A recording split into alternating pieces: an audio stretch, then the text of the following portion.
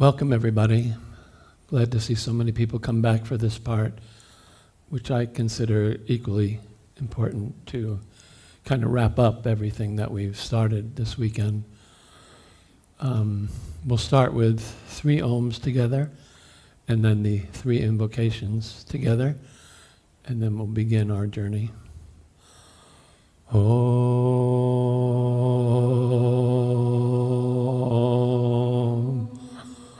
Om. Om.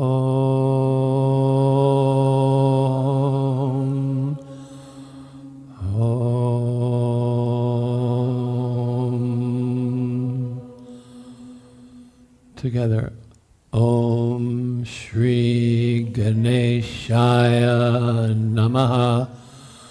Om Shri Sarasvatyai Namaha. Om Namo Gurave Namaha. Om Namo Gurave Namaha. Om.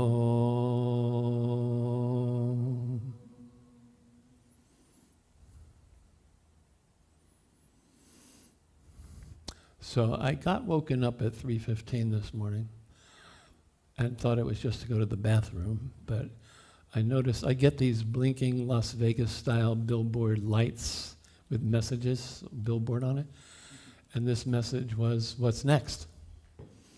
And I particularly didn't pay much attention to the panel part of this event until maybe a few weeks ago, and at that time I decided, let it unfold. Don't do too much planning. We knew Ken was going to be here. We knew Naren was going to do an amazing concert. We knew so many things were going to happen. But I just decided, let's see what happened. And then last night, the what's next came. And it occurred to me after I got that, I thought, what's next? I should go back to bed. But I couldn't. So the what next kept bothering me until the point I realized that what should come out of this? What work? This is a Dharma talk.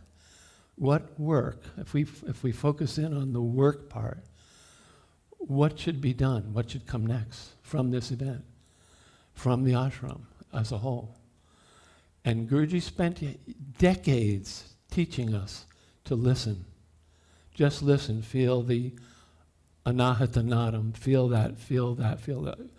For years, I'm thinking, what's he doing all this for? For us? Why bother? And it's starting to come back now. We have some work to do, some dharma to bring his work forward into the world. And we know that there are so many problems increasing. COVID has brought more suicides to the world of all the ages, populations. There's so much work to do. And part of the discussion today is going to be, what does that work look like? And the panel's going to start with some back and forth about that, and then we're going to go to the audience. The ground rules will be, if you want to speak, you come up to the water cooler, one person at a time, and we will then walk over as soon as we're done with whatever's going on in the moment. We'll walk over and hand you a microphone, and that will mean you're going to be now.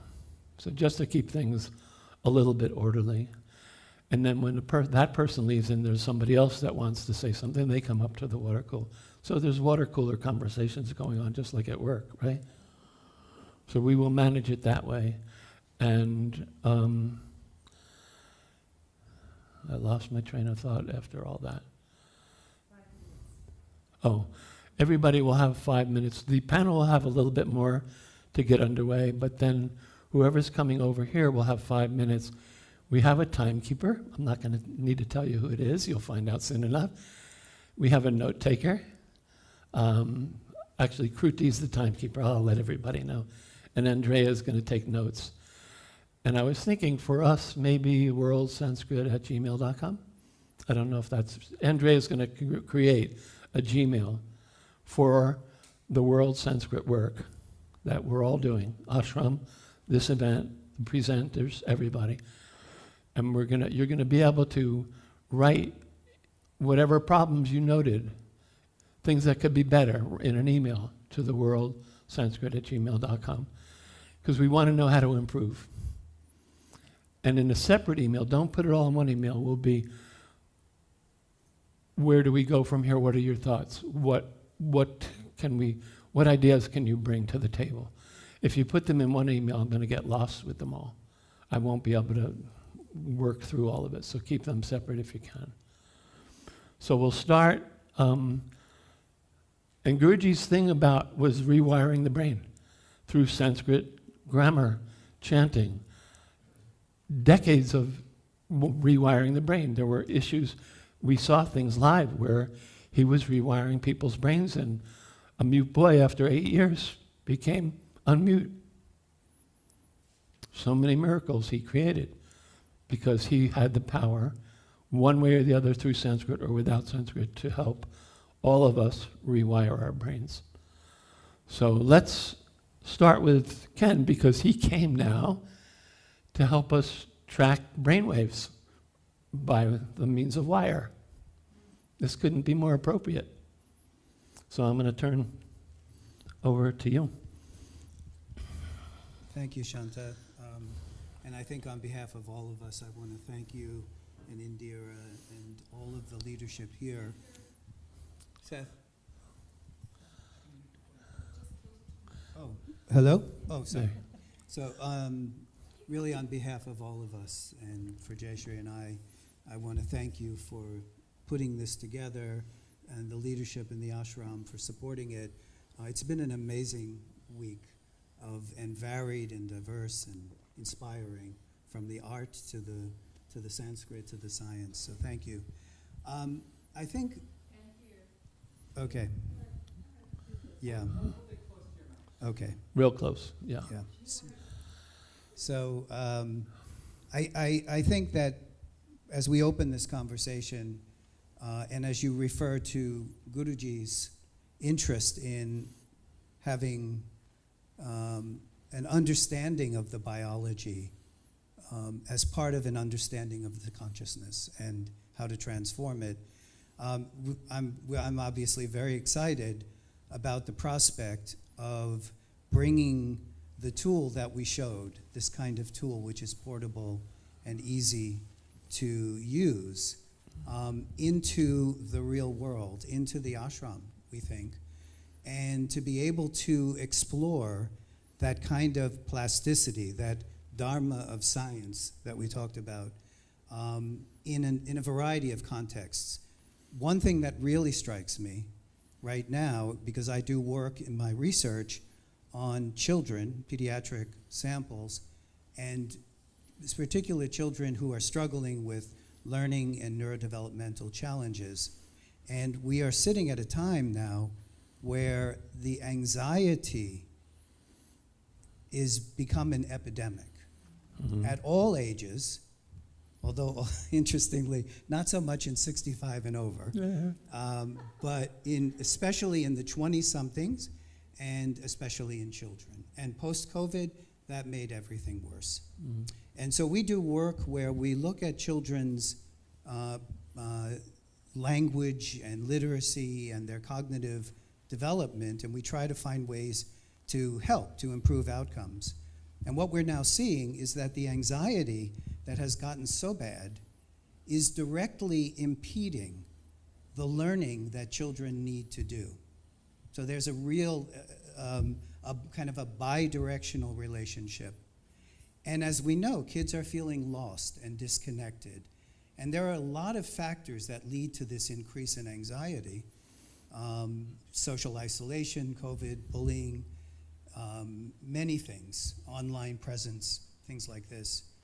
But here we are. This is a massive problem. So in my lab, we're starting research where we're using this device, which I think we could use here, not just to look at how to tailor the learning to the child's wiring, as you called it, but also to explore the socio-emotional, the state of mind that meditation, mindfulness, yoga, breathing are so importantly connected to. As we talked in our session, there's a ton of research showing that mindfulness can have a profound impact on the nervous system. So I think this is the time to sort of bring this first point to close. This is a time, I think, where we need to focus on all people and their issues. But I think we need to focus on children especially, and the ashram is an incredible opportunity, in my mind, to become a place that can be special for kids and families, to promote healthy state of mind, a healthy life. And for those of us who do research and are trying to bring those ideas into the science of learning, I would be honored to be part of something that actually did research in a place like this. One last thing. There are a lot of people doing work on mindfulness and on healthy practices in the secular world. Really good work. You look at Richie Davidson's work and John Kabat-Zinn and others. Work that's relevant to kids who are struggling, the kids I study. But we do something more in the spiritual life. We not only affect the nervous system, but we affect the sense of purpose. And I think it's time for us who see meditation not just as a way to calm the brain, but as a way to make meaning, to begin to provide that kind of experience for kids and families, and frankly, for researchers. So just the last point, if you look at what we talked about on Saturday with Nabin, myself, and Sarah, there really is an opportunity right now to use, as Dr. Mishra always said, to really understand the biology better as a way maybe to improve the kinds of programs that we do. So that's just my opening thoughts. So I just want to say before Naren goes next, when we're talking about this, we're not talking about ashram residents only, we're not talking about the four of us only, we're not talking about the presenters only, we're talking about everybody who sets foot in this place. The task is so large.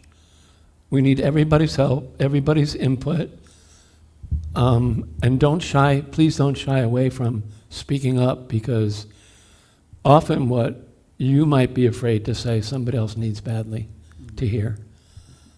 So we'll continue. And by the way, when people from the chairs are coming up to speak, we'll go around and around as many times as we need to. We have all day, practically. We'll end at lunch, but lunch is very important to me.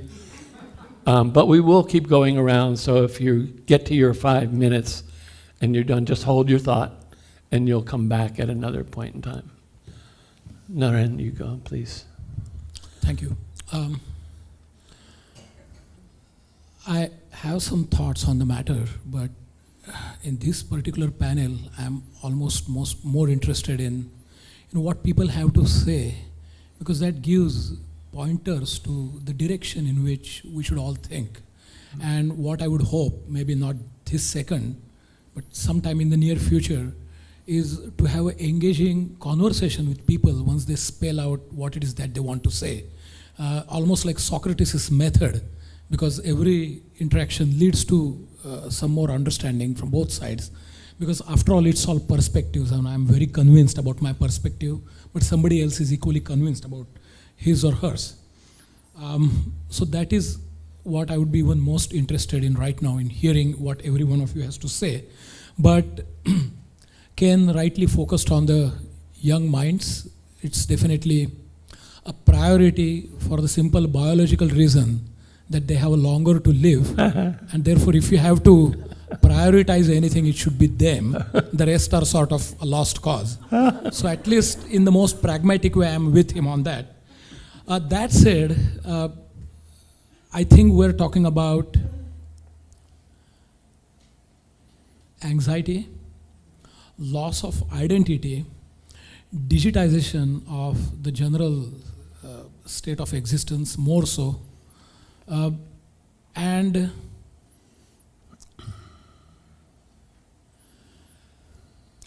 from the point of view of evolutionary biology, the mass extinction of the biodiversity. And I think all of these are very pertinent. The reason why I hesitated is because one may argue that these things have always been the critical things in any era. And so, is there something special about this era? I don't know, but we are in this era, so we're talking about this era. The fact is, whatever biodiversity we see around us, all these trees and lives and plants and insects, it is 0.1%, not 0.1% of all the biodiversity that existed on this planet not too long ago. So 99.9% of that has been lost. So we see the world varied. It is a tiny fraction of what it used to be, and it continues to decline at such a rapid rate. There's no question about. So these are the objective facts. I mean, I have my strong opinions, but right now I'm keeping them aside. These are facts. The population of elephants and tigers and everything is dwindling. Recently, there was an article on a very disastrous fate for a group of rhinos that somebody put a lot of money in to cultivate and sort of breed, and the expenses are $9,000 a day. And unless a billionaire invests in their future, they will die. And unfortunately, lot of money in Africa for conservation of wildlife comes from allowing trophy hunting. I mean, nothing could be more ironic. What is hurtful about it is the caveat for certain group of animals is unless some of you are willing to sacrifice your life, the rest of you won't survive. You know, there were metaphysical stories in Mahabharata where the family has to send one person for the demon, and Bhima said, nothing doing, I'm going to go and kill him. But what kind of options are these to offer to a living entity? You sacrifice some of you so that the rest of you can live. This ties with the peace and well-being of the entire planet. And so I think the point I'm making is, in this, what is an obvious decline of vibrant life, and we feel stuck in it, what can we do? And I will just make this one final point and then pass it on. From the evolutionary biological point of view, as long as you let your tiny narrative, the sense of this limited I, allow to tell you a story, which is what always happens, you are perturbed and you have all these questions and you have all these complaints. But in the instances where you allow, and again, you allow is a self-referential thing, so it's not an accurate statement, but in the circumstances that allow, even if briefly, to substitute the tiny narrative with something grand, the questions subside. It is just the feeling of being awestruck. And even if, and I'm not saying it is, but even if it is no more than neurochemistry, I think it is something to be desired. Translated into pragmatic language, once in a while, if you meditate, if you walk in the nature, if you listen to a concert, if you do yoga, you are allowing your tiny narrative to be occupied by something more ephemeral. And I think it is our commonplace experience that if you look at the night skies or Grand Canyon, the stupid questions simply cease to exist because you're replacing your tiny narrative with something grand. And there are definite practices in spirituality, yoga, music, and science that are prescribed to enable that to happen on a daily basis. And that is why yoga for the inmates in prison and yoga for ADHD and all these kind of tailor-made programs are created because they recognize the fact that in order to make things a little more expansive, you need to substitute your tiny daily narrative at times, whenever possible, with something grand. So from the most selfish point of view, those practices could be very important, and Anand Ashram is one such place.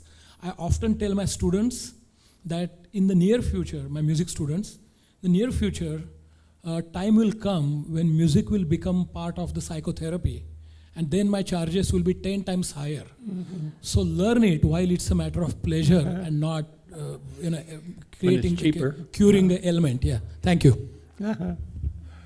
And by the way, we're in such challenging worldwide times. You have to think about there's so many opportunities, so many silver linings for doing some really special things. Oh, I should have gone number 2 because I have both these people have given me way too much to say and think about. So I'm going to start in no particular place. Speaking to anxiety, I am seeing it in my patients' children. I'm seeing it in my family. My eldest grandchild, when I was first vaccinated and able to go visit him after COVID, I think he was 8.5 at the time, one of the first things he asked me about was climate change. That's not something an 8-year-old should be having to think about or having it be part of his radar. So this is a huge point. In terms of becoming practical, I think we have to see what we can do in every way. I would challenge a little bit Naren's thing of thinking of children, because when you think of children, you also have to heal their caregivers, because we are all a unit. And the more I am a grandmother, the more I see it takes a village to raise a child. So you need to look at every person with whom that child comes into contact. And that's truly supporting the child. From practical point of view, I think one of the issues with bringing Sanskrit and meditation to children is been not to look like a cult and not to have the religious overtone, but also to have, I've looked a lot at where's the overlap in spirituality where you don't push people's buttons. And it's not an easy thing to find. I'm very fond of subhashitas. So what Deven was presenting on is from this, subhashita means good sayings. So I collect them sometimes, idioms you could say. In California, some of my idioms are so archaic. How many here know a stitch in time saves 9? Okay, you'd get less hands raised on the West Coast. That's sort of a regional difference. It's a New York thing. Yeah. But that would be one way we could do chanting, because there's a ton of subhashitas in Sanskrit that are not religious, but that allow something that can be chanted. Because if we're trying to bring music in and we need words, that's just one baby idea. If we were doing a program here and we don't want to do stotras, because that looks Hindu, and even, I think, Paras raised this fascinating question sometime last year on how do we talk about Advaita? How do we bring that spiritual aspect? I don't think we were talking about children at the time, but how do we allow spirituality to have a place in mindfulness? And that's a very interesting sort of, I almost want to say packaging question or framing question. How do you frame that what you're connecting with in mindfulness is beyond?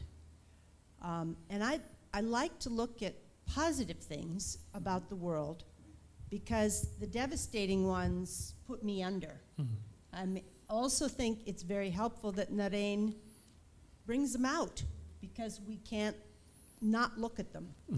But positively, mindfulness, or a lot of my patients will tell me they meditate. Doctors recommend it. As part of my cancer treatment last year, I was told meditation is good. You know, that I don't think that would have happened 30 years ago. So this is a hugely positive change. And I had one more positive change that I just forgot, but it will come again. Oh, I know what I wanted to say before I forgot. In the everybody knows that our guru was a medical doctor before he was our full-time guru. But those of us who spent time with him in the early 70s also saw what love he had for anatomy.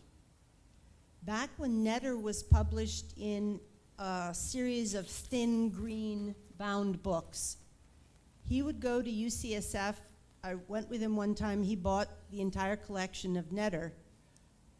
And in the middle of the night, he studied Panini and anatomy at least one period when I knew him. But in my early Sanskrit notebooks, what he would put up on the board more than once was the cranial nerves. And this has nothing to do with Sanskrit, but he loved the cranial nerves, the circle of Willis. He diagrammed for us in the early 70s, and I've only thought about that as applied to my own life, and that there was that it was a blinking light that I could follow. But when Paras was talking, it just reminded me that what is the dharma of this ashram may be relative to biology. And that's the first time I have thought of this, but it's direct connection to, anyway.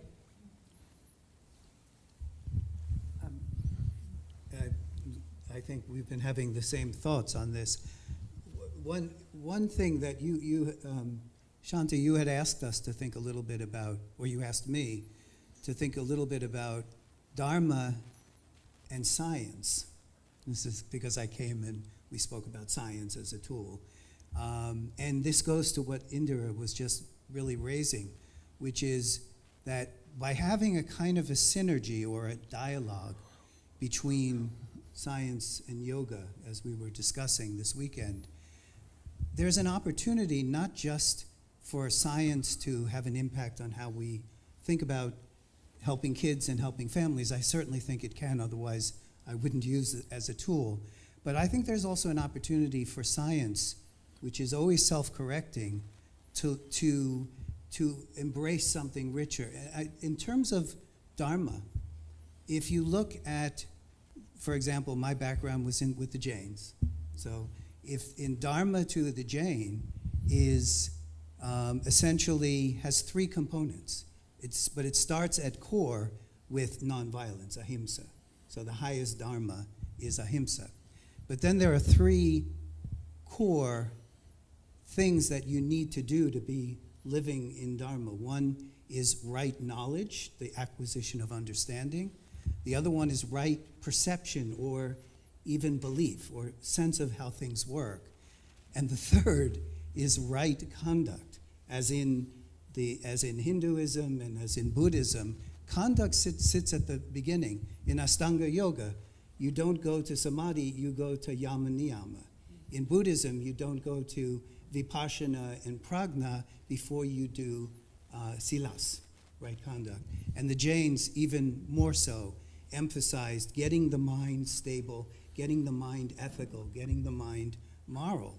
And when I think about science, as I understand it, not as a tool, science is just a tool, we use it, but science as a culture today, as a dominant culture, there's an interesting disconnect in that the science, good science, is always driven by a love of truth, as is yoga, so that's shared. Mm-hmm. But if you think about what parts of the Dharma science has adopted in the modern world, we have right knowledge, samyak darshan, from the Jain way of saying it, samyak darshan, the right perception, the right view. But there's not an emphasis on conduct. And so if you think about it, you can be a really rotten human being and a brilliant scientist, right? Now, if you are a rotten human being and a brilliant scientist, you might be really the kind of person who can use science to do himsa, to do violence. And I think that's the problem. So science is just a tool, and science is now a culture. And as a culture, it prioritizes method, it prioritizes things that are beautiful and shared with yoga. But perhaps it doesn't always emphasize enough what kind of mental, sort of psychological growth, stability, ethics, morality that the person needs to have. And interestingly, the best scientists I've known, whether they have any Eastern connection or not, they tend to be really ethical. Mm. And they tend to be really sound because they're practicing yama and niyama in the way they approach their lives. They're living simply. They're putting others ahead of them. And so, in a sense, science is powerful. Science has become the dominant cultural tool. But we have to sit back and say, what is knowledge for? And in yoga, knowledge is a vehicle for enlightenment, whatever that may be. It means different things to different people. And in science, when it's doing its best, it is Dharma. It is for the public good. It is for humankind and for the planet. But it sometimes needs that dialogue with those who are grounded in ethics. And I think that, and in fact, even oh my God, what am I? Patel. Deva. And Deva talked a little bit about this, that in the West, we've created ethics as a kind of a separate discipline. But in the East, you can't go into deep knowledge without yama and niyama. They're incorporated together. So I do think that this East-West dialogue that the ashram can do so well with scientists and yogis has an opportunity not just to do the good things we were just mentioning for kids, for families, for the world with Sanskrit and yoga and meditation, but I also think that science itself can benefit from this kind of dialogue, science as a culture, and I think that it's really needed at this delicate point in our evolution. So this may seem like a small voice here in Monroe, New York, but it's a powerful voice. And I think that, and that's kind of what we were talking about that time, where science might be very interested in that which goes beyond the secular. Not religion, but self-transformation. And I think that really we have an opportunity. Sorry, I'm going on too long. But I think we have a real opportunity. You're not going on too long. You're not going on too long. I think we have a real opportunity. In any case, then what will we do? Who was doing that the other day? Boom, boom, boom.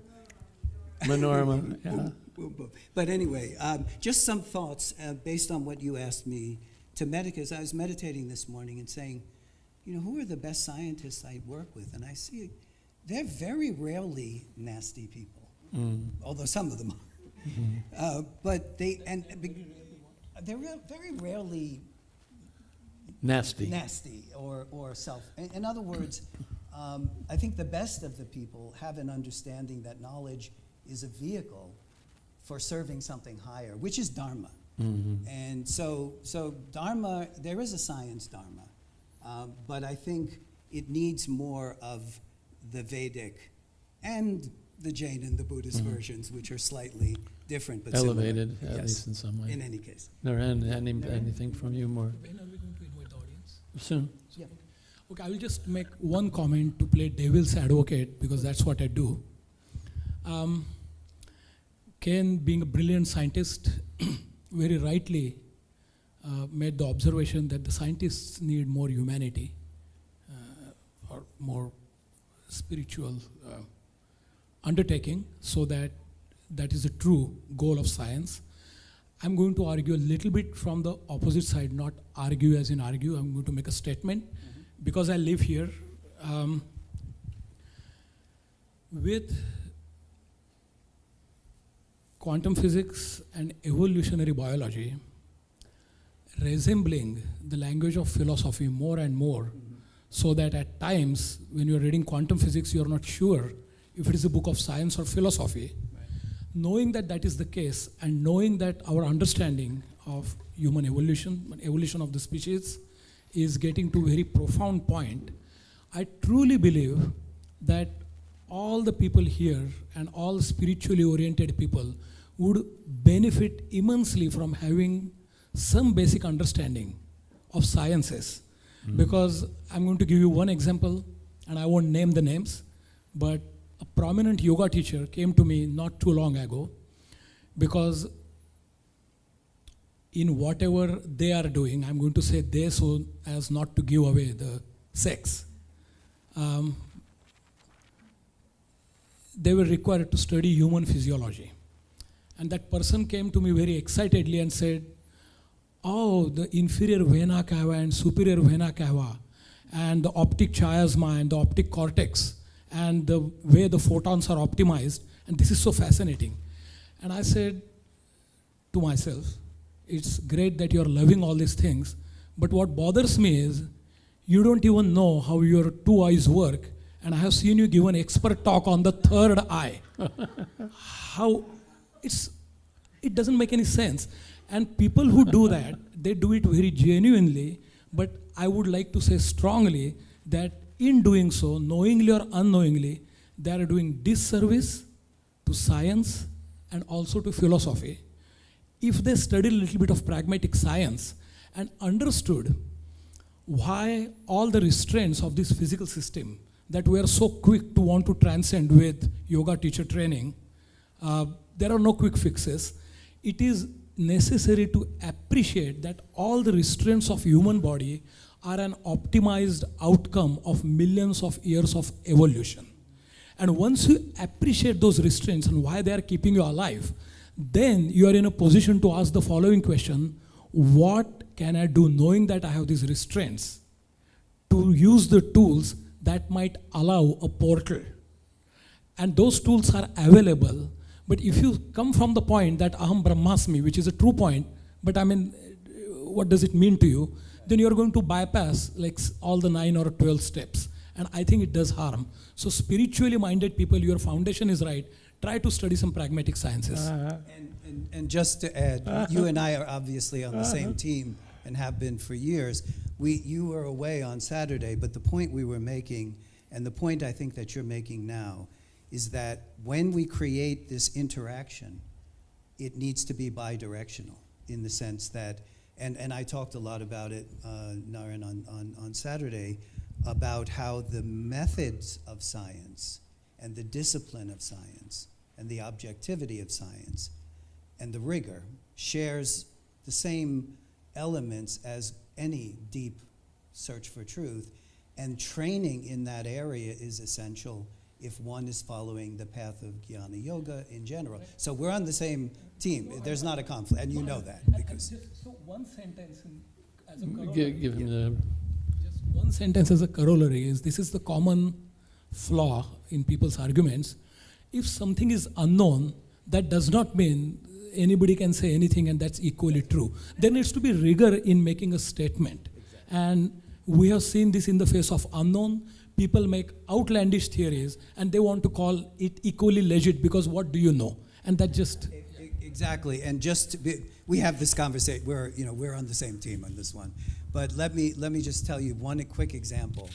There are people who do brain imaging like I do, mapping the function and the organization of the brain, who are taking it with a superficial understanding and using it to sell stuff about new age, yogic, helpful things. And they should be really like kicked in the butt, these people. And so science itself is, as Naren is saying, like deep yoga, is really hard and requires tremendous sacrifice and a willingness to be wrong and self-correct. And so if we're going to bring science to an ashram, and we're going to bring an ashram to science, there's an opportunity for tremendous growth. One other thing quick. I do a lot of work in the developing world, currently working with UNESCO in India and some work in South America, where we're trying to help kids in the first 5 to 8 years to be ready to thrive cognitively. And that goes all the way back to, as we were talking about the brain development, the very beginning. And we're now working where we're bringing these tools into classrooms, into clinics. And the one thing that it's very similar to science and yoga in that we often have scientists talking to educators, early, specialists, as if, don't worry, dearie, we'll tell you what to do because we can see the brain. And that's ridiculous. At the same time, the early childhood specialists or the teachers need to know what the latest science is. And so what we've emphasized in our global initiative is bidirectional. We're really learning from one another. And I think in the broader bringing together of the best of science as tool, as vehicle, and the best of yoga as a willingness to put aside everything but the love of truth. I think it's going to be learning on both sides, and I think Naren has a very good point on that. Sorry, go ahead. No, don't be sorry. So just the ground rules again for anybody who came in late. If you would like to present something to us, which we're encouraging, and hopefully you will all want to do that, you walk up to the cooler, and when you get to the cooler, if we're completed with anything that's momentary, we'll hand you the microphone, and then you'll have 5 minutes. And at 4 minutes, you'll be given a 1-minute warning. But don't worry, we'll go around and around and around so that if you don't get to finish your thought, note it. And then you'll come back again as soon as there's nobody at the cooler. This is a very small aside. I was trying to think what was the other positive thing I'd sort of noticed in terms of world change.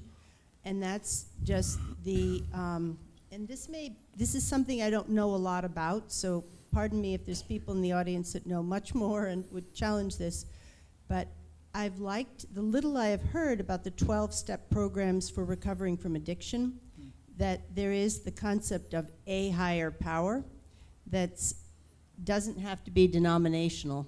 So I still think we're safer going beyond, not going there at all, but I like that you have that in society now as a, I don't know, commonality of religions. And I love what Para said about science being self-correcting. And that truth, I think, has gotten a little bit undervalued in our society because there is every idea out there, and the fact that you can have something be verifiable and known to be true, there's always going to be what's beyond that you feel maybe in meditation, but living in the world, a respect for verifiable facts and truth, I think is lovely. And I think partly sometimes science has gotten a bad rap because some scientists have cheated. And it's, there's one of my scientist patients was telling me about the head of Stanford. Got busted for, he published a lot of stuff that he didn't verify his facts. So I think we're very blessed to have in our presence a high example of how it's supposed to work. And we should all be nourishing that. You want to go give Ritu that? Yeah, can you give her that? Thank you. Thank you so much for the panel and all these insights that are pouring out. So much to say, but there's this one little point I wanted to bring out, and it was an insight that came into me as Ken spoke. And actually all of you touched upon it about the purpose of science and how it should contribute towards, improving or helping humanity and basically tapping into the sort of highest essence of life. And when there's an abuse, so this thought just came to my mind was the abuse or the ethical aspect of, or the non-ethics of science, perhaps is because, and I feel as an Indian or somebody, I live in the city, is the quintessential division or where the morality comes into question, more often than not stems from the inclusivity and the exclusivity aspect of what, how we feel about life, right? Let's see if I can articulate this better. And maybe that's one thing. It occurred to me as people, once we start understanding and tapping into this consciousness of we're all connected and equal, and no one's, and that's where the I am concepts of Guruji is really just such a sort of kind of a goal to aspire towards, and I'm thinking about my children, and I think these are some of the ideas that you guys were talking about. What's the next, the Dharma of ashram? I felt really it's the chance or the practice or the arts, as Narenji talked about, anything that sort of makes us feel or vibrate in an inclusive way. That's something probably is at the heart of the abuse of science or the morality. And I just wanted to make a point about that, and how can we come together in feeling that? Mm-hmm. This is where the West feels that when you're devoid of your connection with nature, Right. and feeling something is higher than the other, that's where the abuse begins. So, yeah, I don't know, I didn't quite sort of hit upon the idea, but it was an epiphany in me Mhm. No, it's a really that great point. being in touch with this one I am consciousness where we all come together. So, anyway. Wonderful. Wonderful. Thank you. So if you do want to say something, please, even if somebody's talking, walk up and stay about 5 feet away so that we know that you're next in the queue. So, yeah. I might just, yeah, just very uncharacteristically briefly. Uh-huh. So, I mean, yeah, this is a great point about the inclusivity. And it is interesting, too, if you look at some of the most interesting trends in the neurosciences and in climate science as well. And Naren can talk about the systems biology. I can talk a little bit about the brain. But what you're seeing is that that you cannot understand what goes on in here without understanding the dynamic of how this brain is a social entity existing and talking to and communicating with other people. So if you're looking at understanding something as simple as how we remember, you have to understand it in its larger social context. And you have to therefore take a perspective that says the social context is one where we can't leave parts out, into your sort of ethical and moral point. And then similarly, if people are looking at the brain and the child's development in a vacuum or even in a social group, that social group being a step in the right direction, we're now appreciating from a lot of research, including work my daughter is involved in, how the connection to nature for children is crucial for the brain development. Yeah. So once you start to realize that every system interacts with every other system in a way that cannot be put into pieces, then you start to realize that we need that kind of inclusivity and respect, as Naren talked about, for nature and for biology. And again, in order to do that, I think we have to train our children and our society to think more rigorously on these matters. But at the same time, science is really good at parsing into small pieces and sometimes has to remind itself that there's something more holistic. So that really struck me in your comments. I hope that is kind of relevant to what you were saying. And the other thing I picked up from Mritu, and this is a little bit of an aside, but Guruji would always talk about the guest as God. And he proved this over and over again. He might be in the middle of a talk with a room full of people, and somebody new would walk into the room. He'd stop and say, "Please come in. Who are you? Please sit down. Can we get you something to drink?" I mean, he was inclusive beyond the realm of inclusivity that we were aware of. But we all should become that inclusive part of this place. Oh, yes, please. This is just one sentence. Yeah? I'm going to try to remember this because from my own experience, sitting in the office, it's so hard Really to hard. think of that all the time. But thank you. I'll try to remember it. No, I understand it's really hard.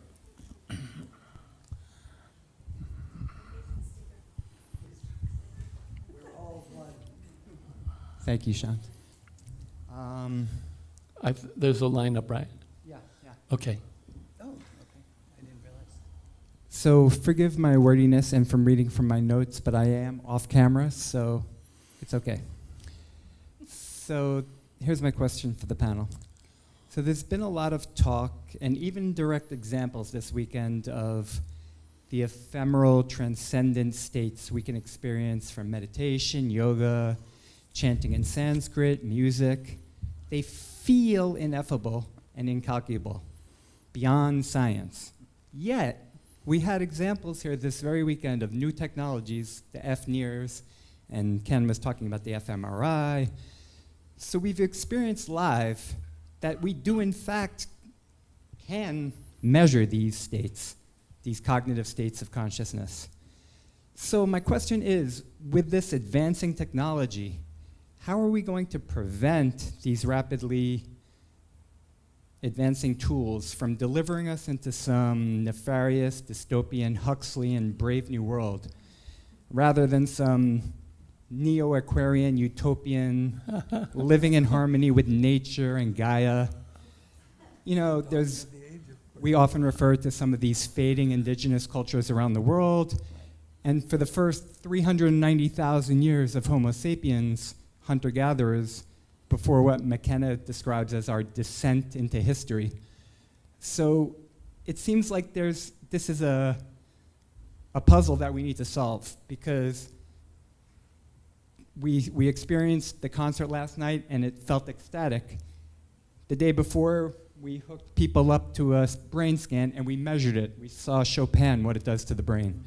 So these technologies can go in two directions. How are we going to control the direction it goes in? That's a great question. So I obviously have some thoughts on this, but let's go to others first. All right. I don't want to talk about how we can control it. First of all, I don't know the answer. But I will give what I think is a bigger picture. If the proposition is that something will take over and go in the wrong direction from our perspective, and what that means is the annihilation of the human race, I will be the last person to complain. I will stop short of saying that I almost wish that would happen. And I won't say that. But the fact of the matter is, and this is not a hyperbolic emotional statement, evolutionary stable strategy is no guarantee of immunity from extinction. And the proof is in what I said earlier. What remains outside is 0.1%. The rest, 99.9, had an evolutionary stable strategy, and yet they went extinct. So it would be naive of us to think that we are somehow immune from it. Yudhishthira said that in the Vanaprastha, where the greatest surprise to him was seeing the transient nature of everything around us. We walk as if we are immune from it. So at least theoretically, I won't complain. Number two, talking of quantum physics, entropy is the ultimate rule that is not violated anywhere. Entropy means going from order to disorder. However, the one glaring exception to the law of entropy seems to be life itself, because life is about organization, creating an order from the disorder where this high energy status is functioning as a unit, high energy state. And that itself seems to violate the law of entropy. And in the grander scheme, this is a hypothesis because you can't verify it. It's beyond human realm or even the realm of existence. But in the grander scheme, sometimes it is said that in order for the destruction to be efficient, you create a tiny order first.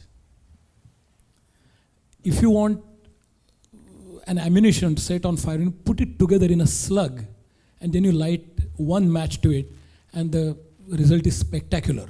Yeah. So, if this temporary order of life in the cosmic scale is so that the annihilation is very effective, I wouldn't mind if that's the conclusion. In fact, spirituality talks about it, except that annihilation and destruction is deliverance, because you go back to dissolution and the whole thing starts again. If the artificial intelligence and other things are going to do that, I will be the last person to complain.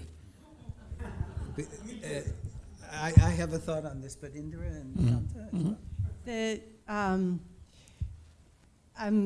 So much we are all being made to think that I'm forgetting half of what I'm thinking, but one very dear ashram friend who passed away a few years ago, she drove an hour to teach the Gita at our ashram for 25 years when she was quite old and really shouldn't have always been driving at night. She invited us to an ecumenical event in her hometown of Livermore. And the place where we presented on chanting, there was a children's classroom. And all around the walls, it was a Shaker prayer. I was told later it was a Shaker prayer. But it was, and I'm not going to remember it perfectly, but it was do all the good in every way, in every place. And if somebody here knows this prayer better than I hope to be corrected. But it just speaks to what the future is. I mean, I do a lot of Devi chanting for protection because we are living in very anxiety-producing times. I mean, that's, but if we do little bits of good, that's what we can do. And you don't know what is, there's one prayer in a book that I like so much where it says, grant us the feather at the pivot point. So if we do little bits of good, we don't know whether we can be a feather at a pivot point in one individual's life or our planet's. But we have to do what we can, where we can. I'm forgetting a number of verbs, but anyway, thank you. Yeah, these are great points. First, with regard to the worry about the future of humanity, I agree with Naren, ditto, that it will go where it goes. It'll go where it goes. And I think that Naren and Indira's points are really germane to what you're saying. The other thing, Seth, is, as you know, the ability to map the neural correlates of what it means to love music is not giving you a full understanding of what the qualia of that experience is, what it means to love music. And so science can go, and with these two technologies, you're right, we can go all the way to what samadhi looks like in the brain, but that doesn't describe what samadhi is in terms of its meaning or its place in something transcendent. Mm-hmm. So I think it's, there are limits, but there's also an opportunity to say how we can bring these tools together. And then the last point, your concern, again, about the misuse of that information. That's kind of why I started my comments with science, its Dharma might benefit if it had more ethics built into it. Mm-hmm. Because as you know, all the debates about the machines taking over the world that you follow, way too much in my mind. But that's between you and me. The reality, yeah, now it's an old damn ashram. But anyway, joking aside, I think that this is exactly why the depth of insight from the East, that knowledge is not an endpoint, that understanding the facts or knowledge about the world is not exactly the same as knowledge of the world. There's this sort of depth of difference. And so I think the East has so much to teach to science to keep it from, let's say, blowing itself up. So just to add to their points, I think that's important. And then you're going to hand it to her Yeah, oh, when you're done. I will try to be brief. Shanta was in the hospital a month ago, and we had some wonderful conversations with one of his doctors, and she had just done her continuing education on drug addiction. And she was saying that some of the meta-research, and I don't know, I'm only taking her word for it, but that in terms of fentanyl abuse, and the city I live in lost more people to drug overdose than COVID, year after year. And that is still going on. So it's a big deal where I live. She was that some of the research had shown that the people most vulnerable to becoming drug addicts, not that they had trauma in their childhood. And, you know, again, I'm not assessing the research. I'm just reporting what I was told. But that they had a lack of happy memories. And that's pretty powerful. You know, so, you know, back when I was a kid, there was this whole thing to bring inner city kids out into the country.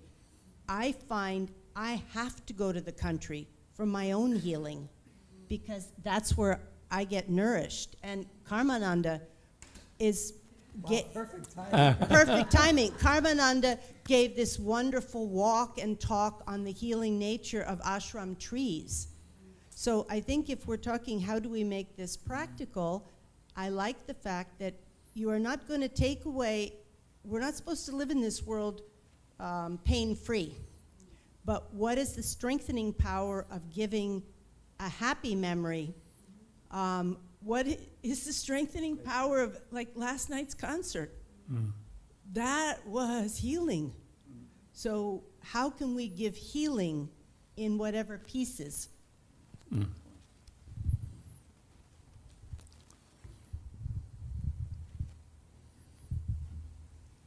Namaste. Thank you so much for your time, your wisdom, your knowledge.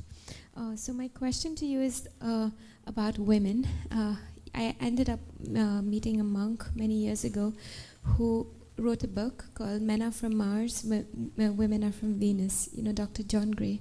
And he explained, he said the limbic system, women have a limbic system that is 8 times bigger than a man's limbic system, and they're more emotional. And after that I took a class with a Guruji at an ashram, and who said it is 7 times harder to be a brahmacharini than to be brahmacharya. And so I would like to ask the panel, and also the Bhagavad Gita has like some few like words and sentences that say that women must be, you know, disciplined and all of that in the Dharma, otherwise they would like ruin the family's legacy. So if I wanted to ask you what like advice do you have for us as women to not be deterred from all these like, you know, difficult and very harsh statements, and also just the way we are like constructed and made, you know, like our emotions, and you know, how can we like be more like dedicated to the path? And if there's any words or mantras that would be the shortcut formula, please. Thank you. I think you should take that a little bit. Well, first of all, I have to say she is really asking at least 2 or 3 questions. So I'm not going to speak to the limbic system. That is definitely for Paras to discuss. What I would say, 2 things. One is there's a line in the Gita that says even a woman, even a Shudra, and so on, can achieve enlightenment. And I remember being a young girl challenging Guruji on this verse. And what he said when pressed was, you have to understand these mantras are also reflective of the times that they came out of. So there are universal truths there. There's also context of what is the timing that this was written in. I think as far as being a brahmachari, if you look at monks who wander the road alone, women are subject to getting raped.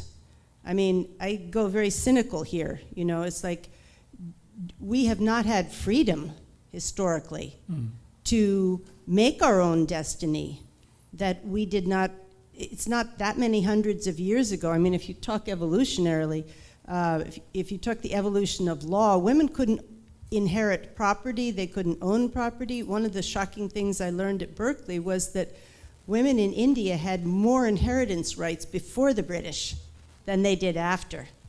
And British brought in more restrictive rules for women, which is not something that you will hear from England much. But I think there is much thinking about how you raise children in that context, in terms of sexism and all that. And what I always say about raising children is it is a great spiritual gift because you're going to make mistakes. It is one job that God gives you that you are not going to nail, because that is the nature of parenting. But I see my youngest granddaughter, she is being raised with a degree of fearlessness that is a gift from her parents. And anyway, I will be quiet briefly. Should I go next? So, a couple of things. It's an important question. As Bharati always says when she is leading meditation, she sort of brings it from the sutras, how we are not male, we are not female, we're something beyond that, and that is absolutely true. So I think what deep meditation does is it transcends the bodies and the identities and the socialization that Indira talked about, and I think we're all capable of the spiritual growth. I have no doubt, and every great yogi, there aren't that many of, but the ones I've met have always felt that that was just some cultural garbage and baggage that has no meaning. But let me just quickly address as the science, because people are claiming silly things out of that. Number one, it's kind of a coincidence, but many years ago, in 1995, we published a paper on gender differences in certain things in reading and language. And it created a big kerfuffle. But what we understood and what we could see, even in a study that shows some differences, was that the differences are really small. If you think of it from a genetic and a biological perspective, we're largely overlapping. There are small differences in the nervous system, in the way that things tend to get represented. But the differences between two girls or two boys and between a boy and a girl are hardly different statistically. So from a scientific perspective, even the gender sex differences are very modest and very small. And the last thing I want to mention, because I was just dealing with this, I was in Finland a couple of weeks ago working on some data on a national study on early literacy and early numeracy in children.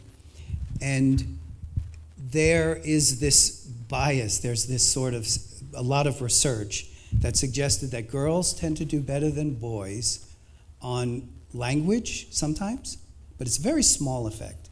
And boys tend to do better than girls on math. Again, a very small effect. And people have claimed, oh, this reflects the brain's wiring and differences in the, in the hormonal balance and things like this.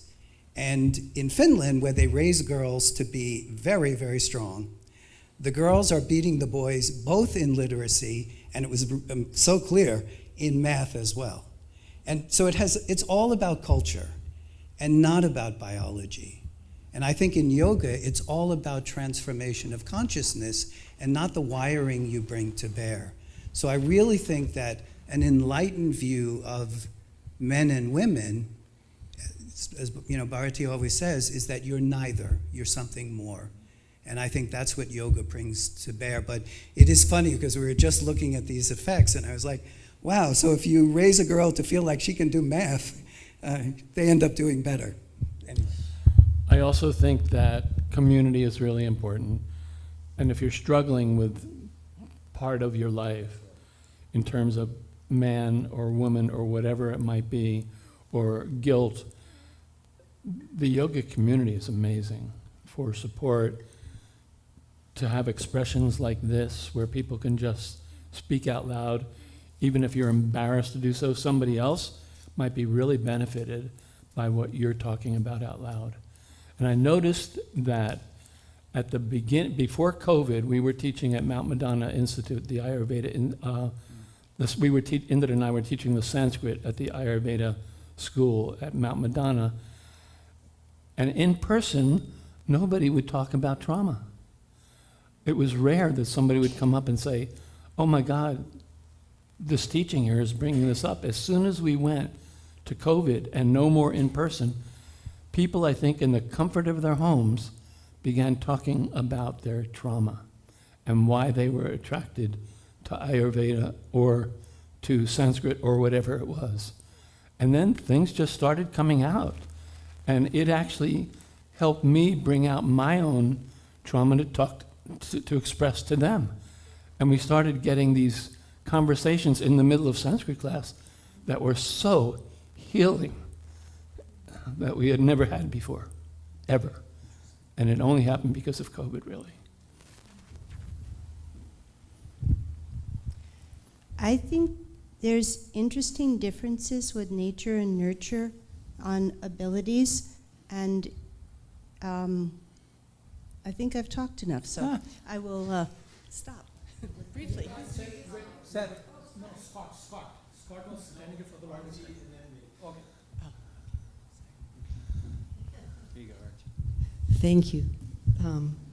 This has been a remarkable conference, and thank you for including Laraji and myself and that component that we offered.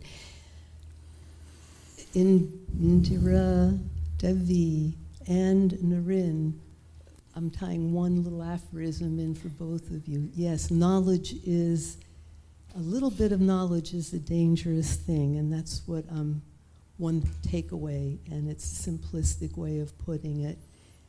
And in the world of sound healing, which is where Laraji and I met as faculty years ago, we have another simple saying, but it's profound.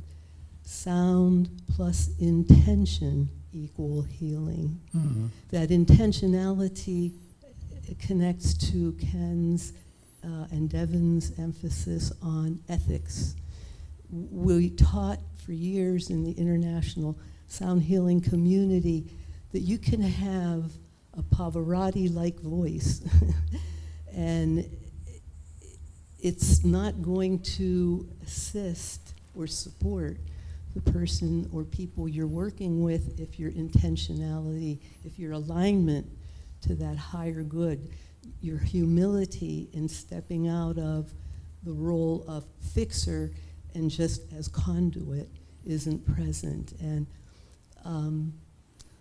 so many thoughts, seemingly unrelated but not. Another saying, laughter is the best medicine. And it sounds so trite and so light, and it is light, but it's also very profound.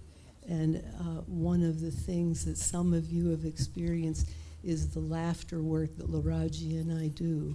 And the more we do it, the more I am in awe of the results. One of the most extraordinary experiences was several years ago when Apple opened its new campus in Cupertino. We were invited out by the executives, and it was a very excessive, it was an abundantly excessive, almost uncomfortable experience. And what I mean by that is how lavish it was. First class flights, our own driver, first class hotels. It made me very uncomfortable, the expenditure. But we were there to offer over a 4-day period laughter yoga to a number of groups, maybe 20 to 40 people at a time. And we did that, and there were amazing results, especially among the 20-year-old brilliant minds who are there involved and immersed in this technology, who were so anxious. They would come in and they'd sit on their mats.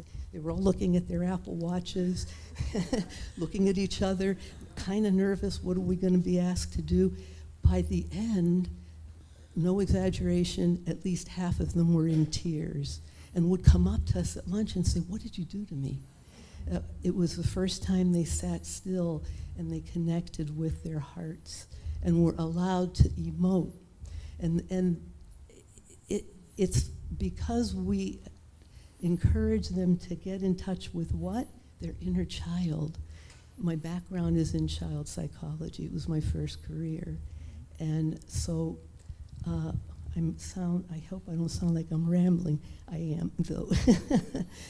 Tim Cook, who's head of Apple, got word of what we were doing and apparently was seeing his staff walking around on the campus in this kind of interesting state. So he asked, could we please offer a laughter for the top executives of Apple?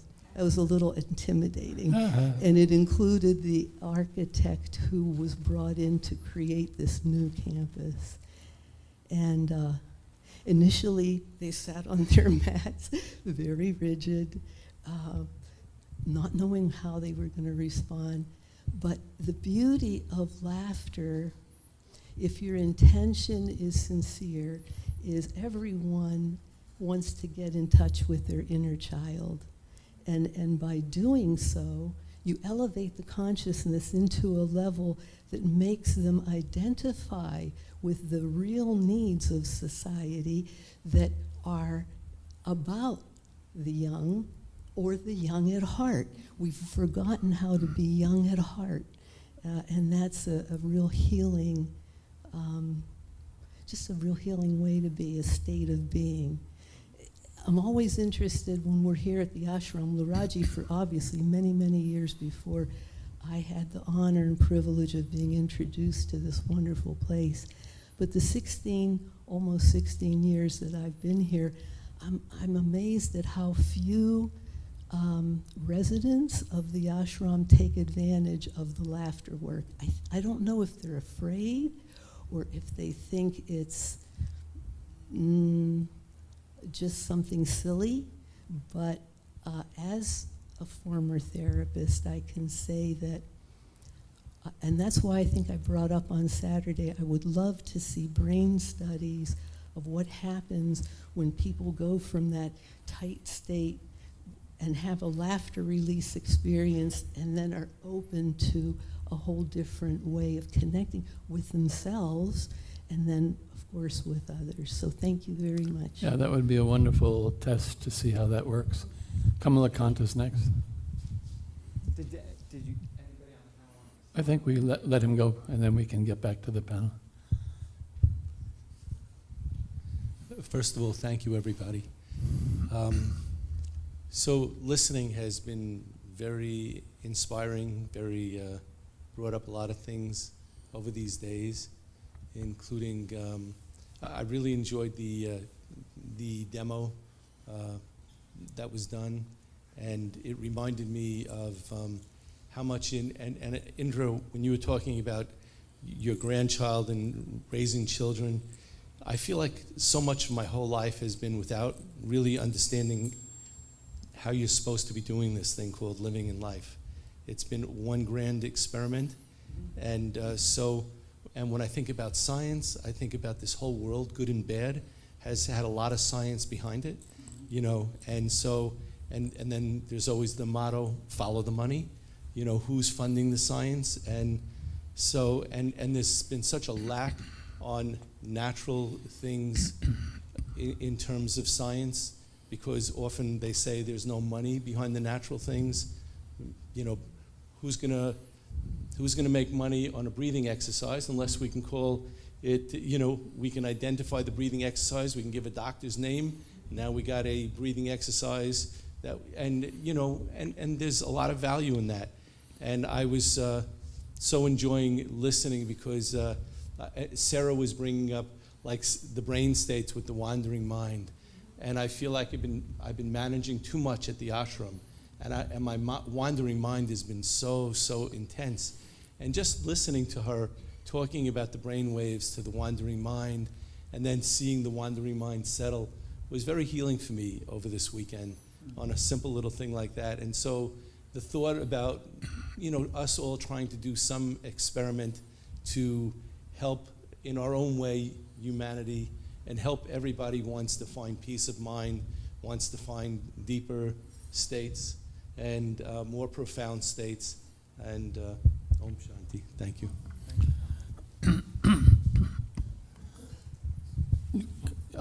Let's bring it to the panel. Why don't you come up to the water cooler, but let's give it to the panel first. Yeah. And Andrea has to go. Andrea will be next, yes. Andrea, you go when you can to the cooler. Didn't say anything that means responding to. Okay. No, I mean, I would just say, Kamalakant, it's great to hear your thoughts on that, and I really do think there's a great opportunity, so thanks for sharing that. You want to give this to Andrea?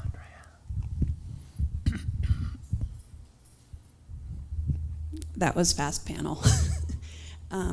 I just wanted to say, kind of picking up off what was said earlier about women and this general idea of moral decline, and it's where I have a very hard time with the idea of Kali Yuga in general, is I'm listening and hearing about the rhinoceroses, and I'm thinking in my mind, like, you can slay all of the rhinoceroses if the women can just be free.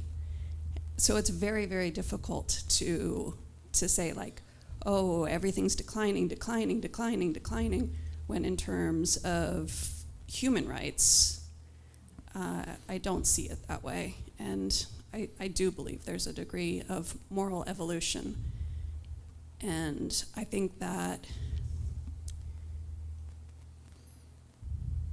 at least there's a utilitarian purpose to holding that thought too, because starting from a point of despair just might not be very effective. And then in terms of what's effective too, I wanted to, and in terms of intention, what we've had a lot of sort of airing, and that's all very necessary. Oh, and I forgot to say too, Indra, you were talking about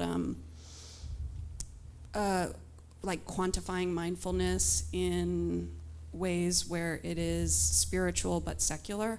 And there is a psychologist, Marcia Linehan, who's done a lot of work on that, and she has it 100% broken down. I'll send you the stuff. She like even breaks it down in worksheets. She's amazing. And there's a lot of work being done on the side of psychology towards a lot of this thing that she's really the leader of it. When we're talking about pleasant events, she has it quantified, like incorporating pleasant events and blah, blah, blah, blah, blah. And it's all coming out of a sort of dialectical worldview, which seems very relevant to the Dharma, Artha, like dialogue. And this is dialogue in action right now. Going back to intention, do we have an intention here in this panel? Are we trying to brainstorm practical, effective ways of carrying our work forward? And if so, what are we talking about as our work? Are we talking about how we bring Sanskrit out into the world? What I guess I'm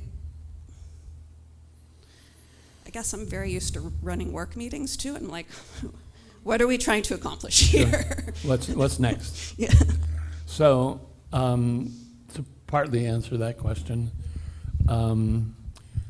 I've heard from several people already that maybe next year's event the theme should be the goddess, and I'm feeling more and more like that would not be inappropriate. The point of this panel, and really the point of the whole event, is building blocks. We're not here to complete anything. We're just here to talk about what can we do next. In all kinds of areas, Andrea, not just Sanskrit. How can we have a kids camp here next summer? How can we do 5,000 different things that are all going to have meaning to people who are looking for hope in different manners? Guruji was an expert at giving hope. It was amazing. From the kids, we had kids being born here, in water birthing, all the way to, it's astonishing what Guruji made sure happened here. Anyway. Yeah, that's great. I just want to respond to one thing that Andrea said. So the situation I described of declining biodiversity, it's not despair, it's a fact. There is no value judgment in it. It's good to recognize that. And it seems that if I have sent the message that it's a pessimism and everything is hopeless, that is far from what I was trying to say.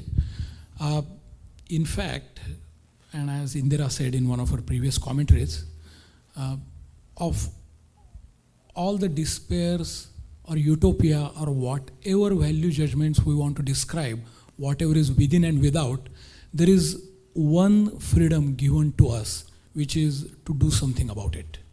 And that is the essence of Bhagavad Gita, the Karma Yoga. And frankly, that is the only freedom you have, because Krishna said, do not worry about the consequences. They are not under your control. Do your thing. Even if it means annihilation. That is exactly what he told Arjuna. Jitova prapse se, what is it, Bharati ji? Murtova prapse se swargam jitova lapse mahim. If you win, you will rule the earth. If you lose and if you die, you will go to the heavens. It's a win-win situation. So the annihilation is not a bad consequence. I'm trying to say it as an objective fact without any good or bad connotation. But what I should have said a little emphatically is the one freedom that is given to us is to act upon it, and I'm absolutely not condoning anything otherwise. In fact, that is the only thing we can and we should do, even if everything looks utterly hopeless, which it certainly is not. Of course. Indra, I think you had a comment. Early on, Guruji had the choice to designate the head of the Sanskrit department here, and had the choice to designate the head of the Sanskrit department at the San Francisco ashram. He picked a woman for both, where it wasn't particularly thought of as being wise, because men should hold those positions. And he chose Bharati here and Indra there. And he always had intention. He wanted the world to know that we're changing things.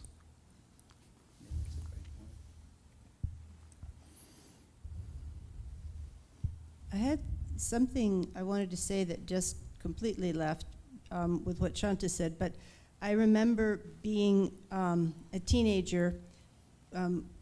Guruji would get invited to go to Indian people's homes and do a fire ceremony. And we would all troop along and do group chanting and get fed a really good Indian meal. And that was a big deal in the East Bay, particularly before there were Hindu temples that there are now.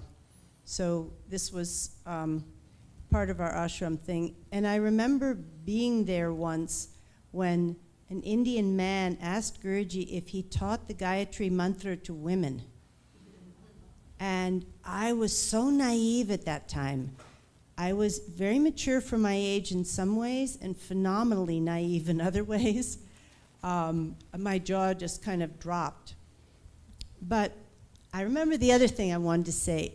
I'm not completely sure what we're doing with this panel. I know what I think I should be doing, but whatever comes, I just had quotes give me a great deal of comfort.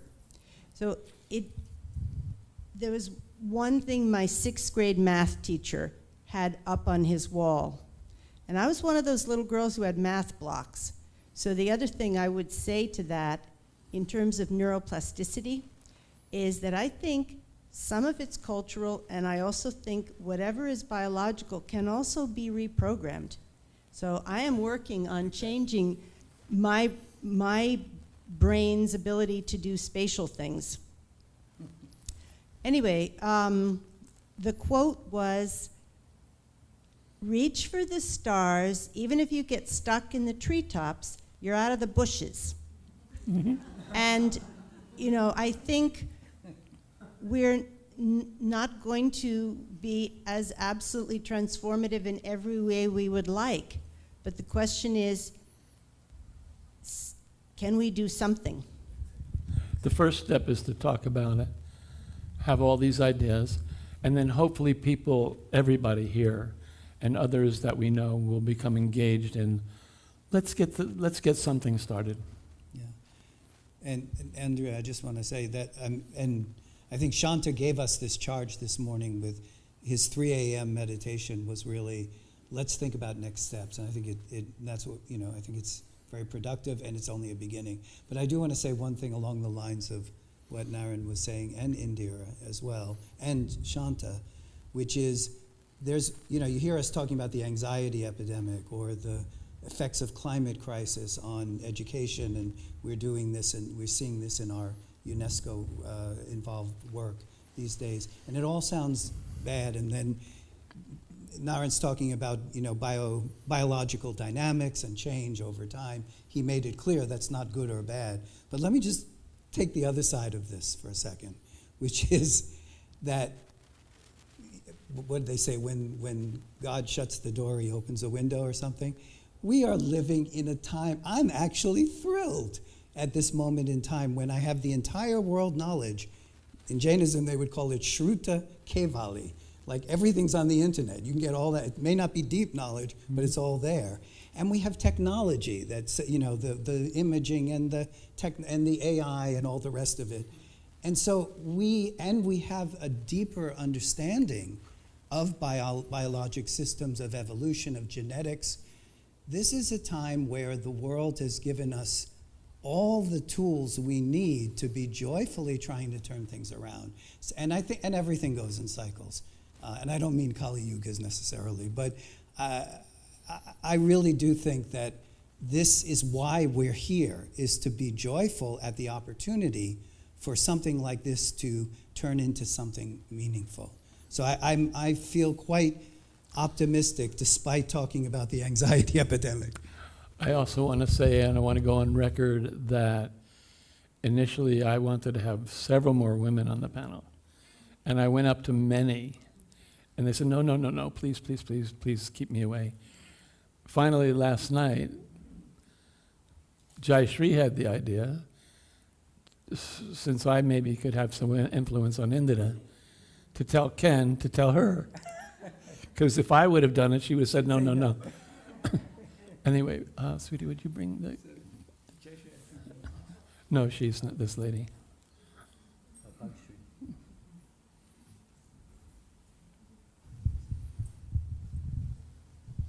Thank you very much, all the panel.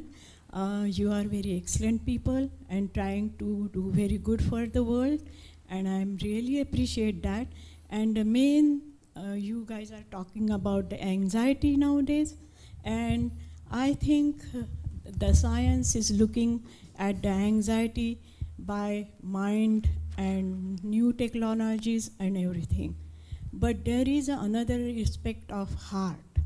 The heart and chitta has emotions, feelings, and whatever. If we make a children strong from the childhood, we teach them how to be strong and how to survive in any circumstances. Naturally, their anxiety will go down. Whole Gita, when the Arjuna asked Sri Krishna, he has anxiety. He doesn't know how to do war, how he will kill all his relatives and everybody. So whole Gita is really on the anxiety. And if we make any society's kids or anybody, if you make them strong from the childhood, then they will survive in any circumstances, any whatever bad things or weather or anything, they will survive all problems. And I think now in the schools, these things are missing. Psychology, nobody in America, the technology is very advanced, very fast, but I have seen in America, everybody is after money. There is the difference between the East and West. All sadhus and santa says that love can heal anything. And in the America, people, doctors don't look at the patient's emotion, what is their real problem, and they go everything technology, what blood tests are, what goings are. But what happens to the person? What is, they will go to the trauma, and that trauma is affecting on them. This thing, I think in America is really lacking.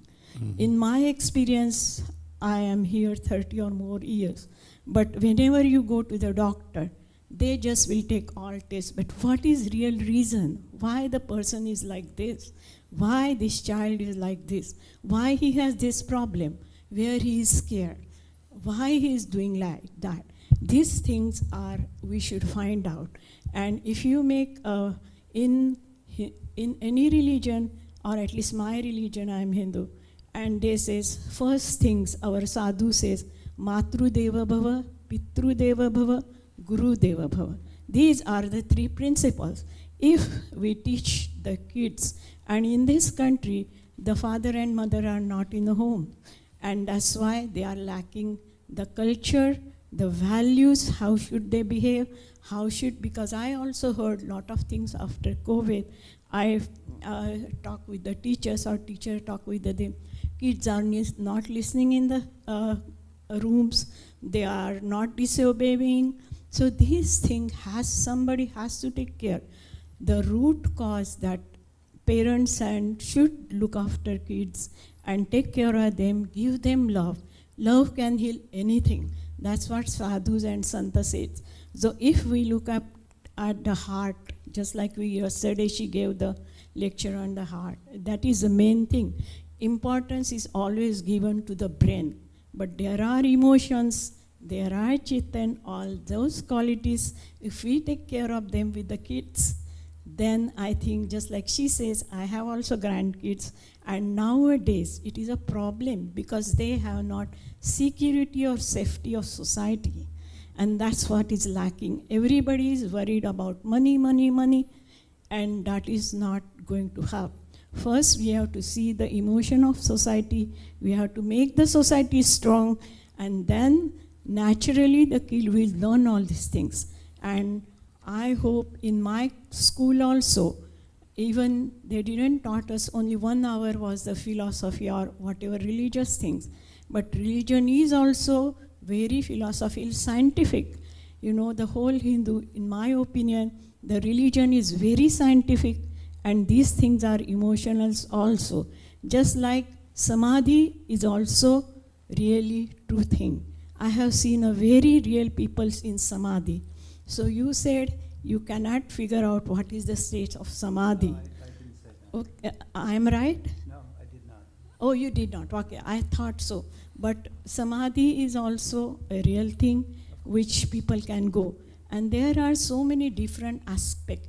So we have to go like Gita, like a social way, like a psychology way. Like there are layers of layers, which you took like that way, then you can figure out all problems and solve the problem. So if you look at this way and teach the kids that how anxiety can relieve by themselves and make them their brains strong and stand up and fight for anything, any cause, anything, that will help them too. And this is my opinion. And thank you very much.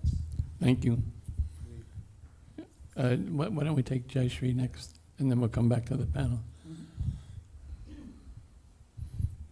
If anybody else wants to go, I don't want to take. I can. Your turn. Okay. So I think I've been coming to this ashram, and I have been.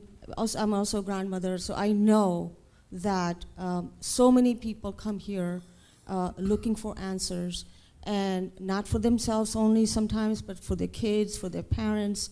Everybody has some questions that they seek answers to.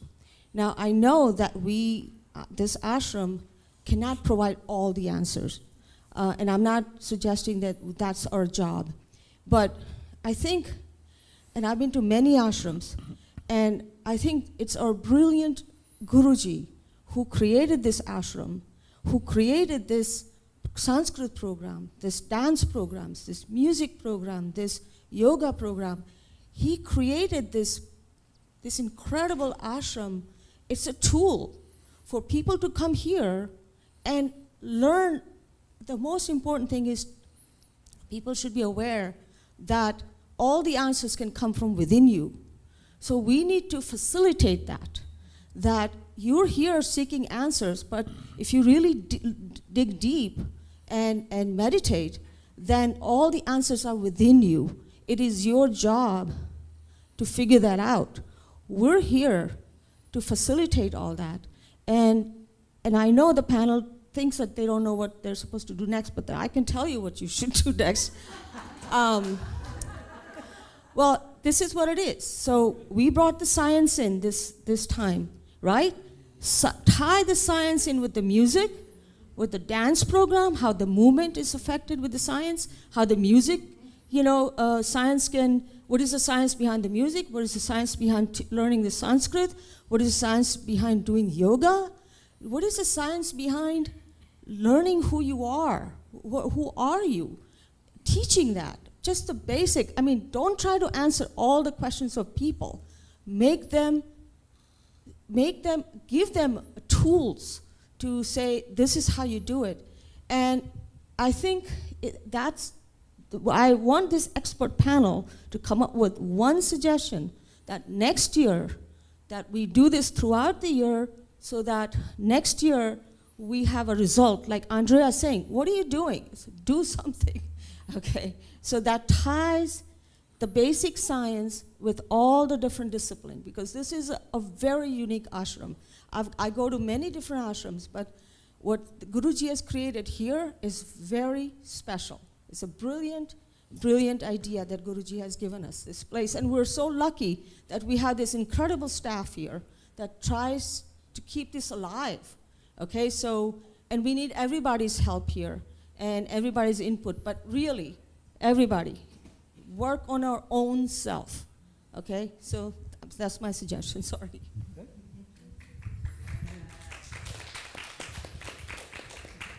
Manisha, you were in line before. Did you want to say something? I thought you were in line before.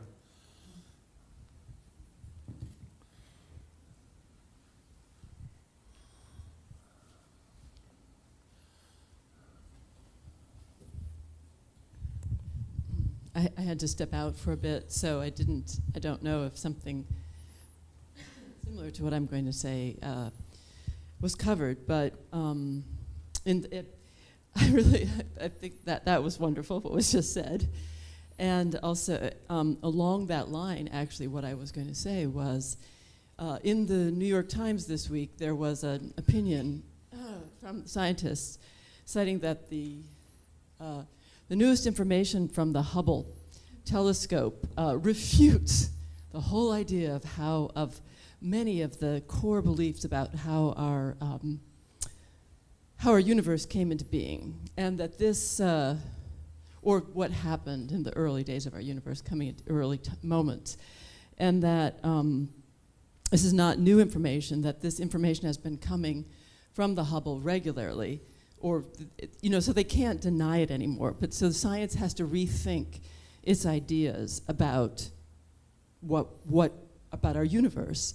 And, there's always some resistance to that. There was resistance to the notion of, the Earth not being the center of the universe. There's resistance to the notion of evolution. And each time these kinds of things happen, we have to rethink who we are.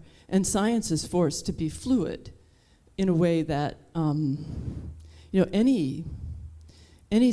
system, once it starts to establish its parameters, doesn't like to be fluid.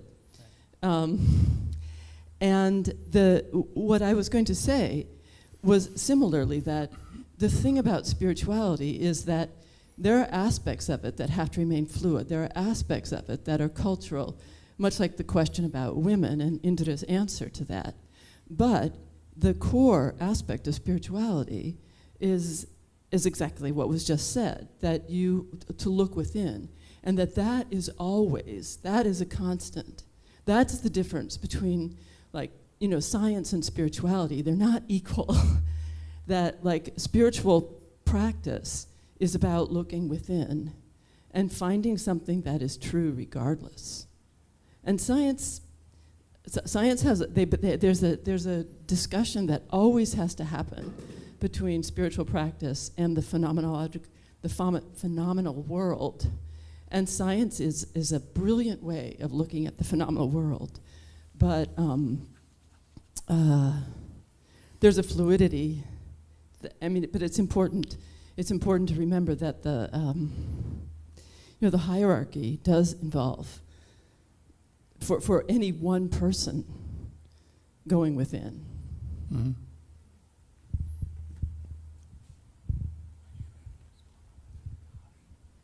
This is maybe slightly oblique topic, or I'm not quite sure what I'm trying to say, but first of all, I just have to say that Paras is coming to us not just as a well-trained, highly trained scientist, but also a seeker after truth. And that's what he's saying, is that really good scientists, that's part of their core. And that's what, if Yoga Sutras, right? We got that there. What I think we could think about looking toward, which is something that is talked about in medicine, is outcome measures. So what are we trying to do is create something that has positive outcome measures. So it's just like what that wonderful story about Apple. What was the outcome? People were happier, right? People were less tense. And I treat a lot of these tech workers, and they're pretty tense. So I'm very familiar. But how about that we have now somebody who has a tool where the outcome measure, you can have people fill out a questionnaire. I'm not usually thinking about meditating to become enlightened. I'm thinking that I could be a little less crazy, to be honest. Like, just how do I make myself more centered, living in the world? So we have tools that can create therapeutic. You could say sort of, how did we all feel before and after the concert last night? How did we all feel before and after Karmananda took us to walk in the woods? And a woman that I worked with, she was my therapist for many years. She made a real point to me once that we are programmed as humans, and again, this is research I know nothing about, that we attend to the negative more easily. And that's part of our evolutionary strategy, that you want to, like the scary thing in the bushes, you have to notice it because it might be truly a predator to avoid. And that there's been some science behind, if something positive happens to you, you have to give it a little more work to remember it. And she actually gave me this as my homework once, and I try to come back to it, that I don't just say that, like, okay, if I saw, say, 8 patients in one day, and most of them were having really good outcomes, and there was one that I was really upset I hadn't helped enough, to not remember only the one I didn't help enough, but to remember the people who said, I feel better than I've felt in years, or something like that.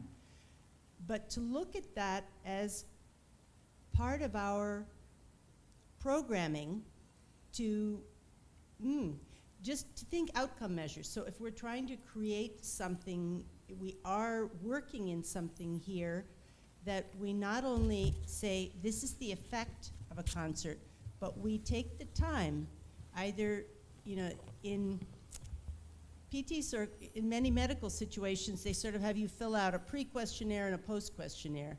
And I've always been resistant to those because it's one more thing on paperwork that I'm not good at. But it is also, it's good research, and it also has that effect of that you take that extra little bit of time to notice, to remember a positive thing, where maybe evolutionarily you are programmed to say, oh, this is what I didn't do well. That's a trigger for many of us.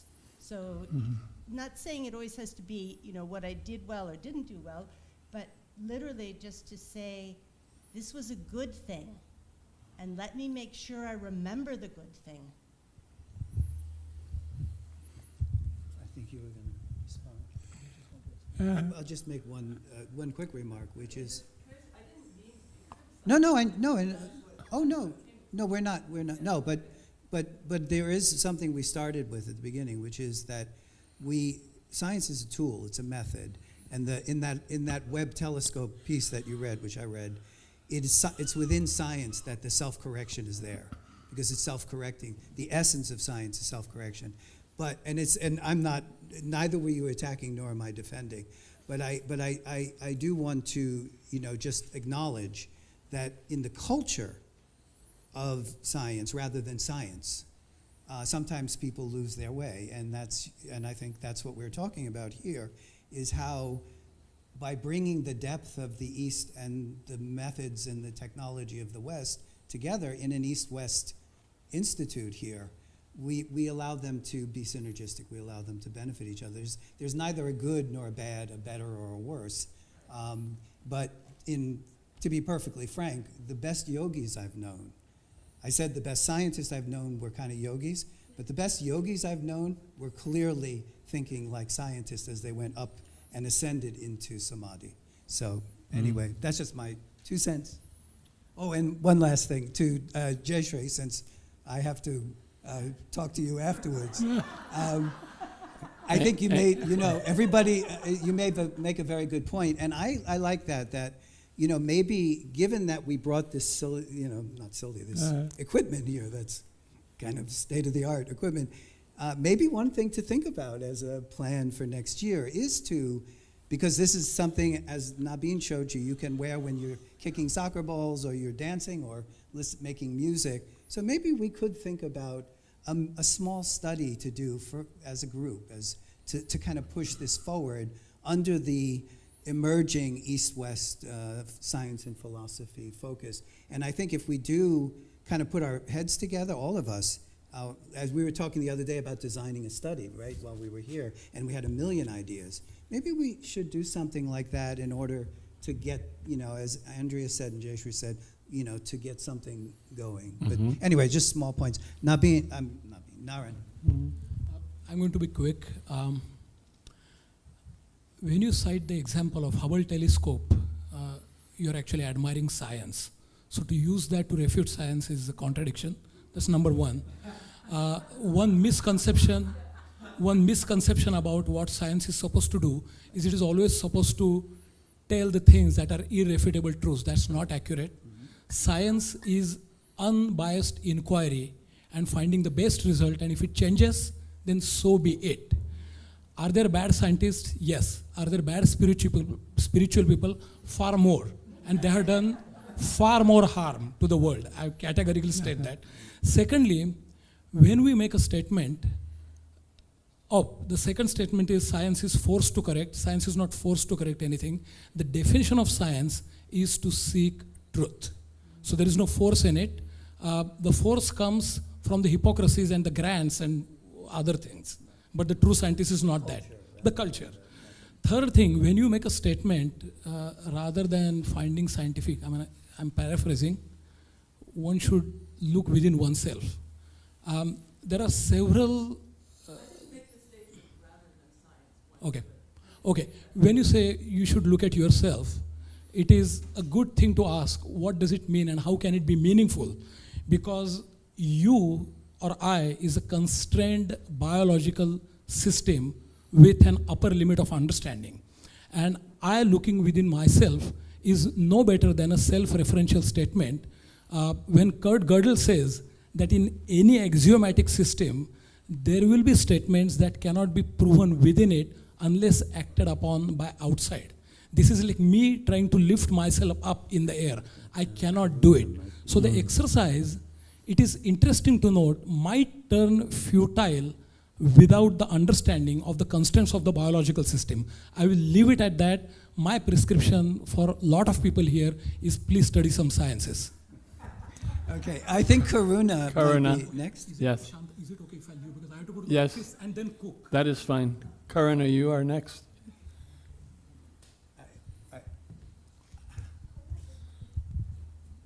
We'll take Karuna and then Saraswati, and then we're gonna need to end. Yeah, it's interesting so while sitting there and listening to everybody else, I realized what I had to say was really not that important after all.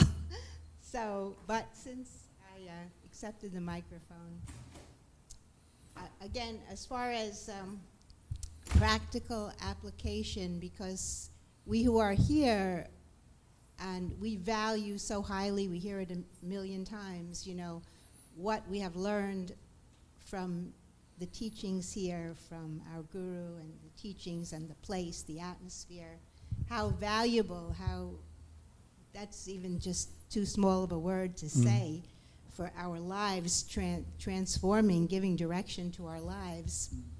Here, we have, as I see it, we had one person, Shanta, very passionate about doing something, bringing Sanskrit, bringing energy and importance and sharing, and he influenced, he reached out to so many people, and he got everybody's participation and a beautiful program. Got the energy, he had the energy, had the passion for it. So as far as our ashram, and we know that it's needed, these teachings are needed, they do help us to function at a much higher level. And so a simple question, you know, on a daily basis, on a weekly, monthly, how can we impact more people? I'm generally not a big picture person, but even I can see, you know, if we only have 3 or 4 people in morning or evening meditation, we could do more. I mean, our room could hold 25 or 30 people. So we think how it's very meaningful when I offer a program, it's meaningful to myself, to my sadhana, and maybe to 1 or 2 or 3 people who are there. They appreciate it and they tell me. And I feel that cycle, that circle. But I know we want to sustain the ashram for the future. We want to continue these teachings and share them more. So that's the question is, without any particular answer, but the intention to bring it into the future, to share the gifts that we have, probably takes in whoever is touched deeply, whether here or wants to work through Ananda Ashram. So that's the only thing that I think occurs to me about the ashram and Sanskrit and all the teachings. So how to reach those people who could benefit and maintain our teachings. Thank you. Wonderful, thank you.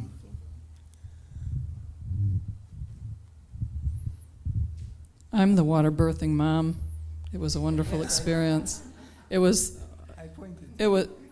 in the path of spirituality. I was told by Rupji and others that anything that's a really powerful, feedback, and anything that's powerful experience spiritually, one shouldn't share because it diminishes its effect on you somehow. So a few select people I might have shared about Arjun's birth that was very profound. At any rate, what I loved about this was I haven't really seriously studied Sanskrit. I've dipped into it now and then, and I've appreciated it, and I've felt its benefits. But I came anyway because I love the feeling of being around the vibration that Guruji established here and knowing how powerful it is, and I'm feeling it right now. The bigger thing is the arc of humanity, as Martin Luther King would say, leaning towards what is good and what is just. And is there something we can do here as an ashram in the bigger picture to move the evolution of humankind in a positive way, whatever ability we have? But I'll just say right now, right here, is I find it personal, to take it personally. What did I appreciate about this? Instead of saying what we could do better in our email correspondence henceforth, what did we appreciate? What was joyful? What was powerful? Like Scott said, he loved about how seeing that picture of the brain where the default conversations are going on in the head helped him, and also me, I found, in my meditation, to say, oh, that's the part I need to be aware of so that it quiets down. And about teaching our children to be strong and able to really make an impact in the world. I think I did a pretty good job, and thanks to Rupji, but my daughter's at Burning Man right now, and she's kind of stuck with 70,000 people in the mud without adequate bathroom or food or water facilities. And I'll be interested to hear how her training and her guru, our Guruji, has manifested something positive out of this whole experience. I've been through survival training myself, so I know how tough it is. But I asked Guruji, a strong moment yesterday, please help. And the weather was showing that they were going to have lightning storms today, and that's not good when you're in a puddle with 70,000 people. So I looked on, I didn't sleep last night, but I did look on the weather app that completely cleared up. Right. What we're dealing with is something really powerful here. Let's think about what was positive as we move forward.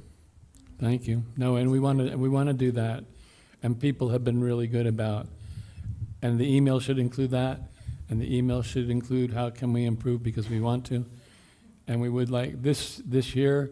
A number of people have said it was so much more effective and better than last year. We want to make next year so much more inspiring than this year too, and the input that we get will help with that.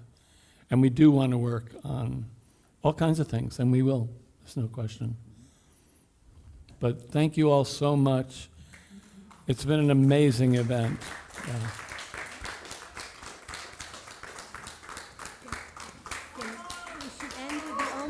Oh yeah.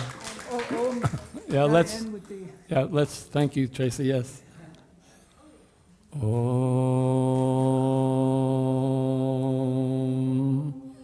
Om. Om.